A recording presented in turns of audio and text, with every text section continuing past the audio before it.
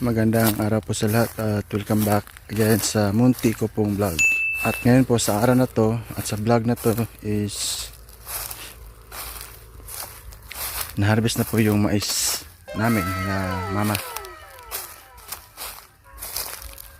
So itong mais nila mama is harvester lang po. Harvester lang yung pina-harvest namin kasi pag mano-mano lang po kasi maraming maaaksaya na oras at saka magastos din sa tao. Mas maganda yung harvester kasi hindi na mag-iisang araw at matatapos na yung pag-harvest ng mais. Ito daw dalawang bag mahigit lang tong itong maisa namin at hindi na isang araw yung pag-harvest. Ang bilis na po ng harvester. Tapos diretso na yung pag-sealer niya. Di katulad nung mano-mano na marami ka pang kukuha ng tao para sanggi yung tawag sa amin mag-harvest. Tapos pagkatapos nun isasaking mo pa, lalagay mo pa sa sako, tapos dadalhin na naman dun sa pagaya ng mga mais. Pagkatapos isi-seller naman.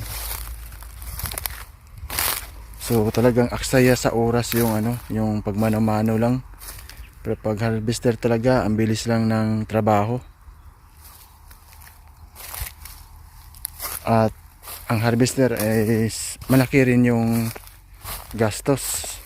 Pero sabi nila mama, kinuwenta nila parang hindi na lalayo yung kanilang agwat. Kaya doon na lang sila mama sa harvester. At itong mais naman po namin is walang mga gaanong tumba. So pagkatapos ng harvester, pinasunod ni mama yung kumuha ng mga hindi nakuha ng harvester. May sinuhulan siyang mga tao para kunin yung hindi nakuha ng harvester. So ganun lang. At ito na po mga mais namin is talagang malalaki talaga yung puso nila ngayon.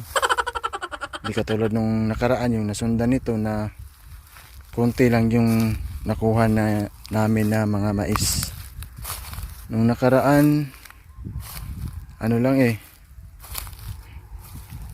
talagang konti lang.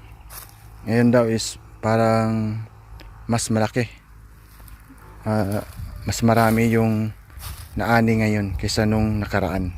At dalawang araw na mula nung pagbilad nila sa mais. At medyo sagay-sagay na, medyo dry na. Siguro bukas o sa Martes pwede nang ibenta yung mga mais. Basta yung init is sobrang init. Pag depende lang talaga sa panahon. Ngayon ay makulimlim yung panahon dito sa amin. Pero okay lang kasi at least hindi umulan. Problema kasi pag uulan. At dito sa amin ang kuha sa dry na mais per kilo ay nasa naglalaro lang sa 16 pesos per kilo to 16.70 per kilo yung dry na mais.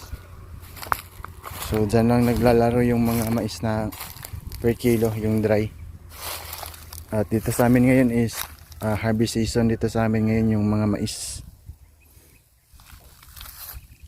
At talagang napapasalamat kami ngayon kasi yung mais namin ay malalaki yung kanilang bunga.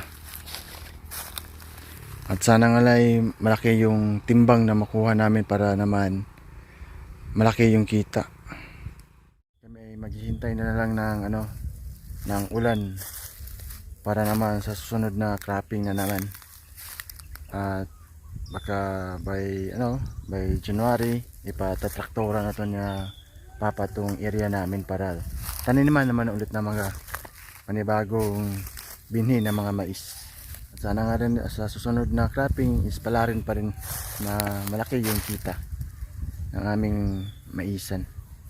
So hanggang dito na po ako. Thank you for watching and this is Red Bag. Bye bye!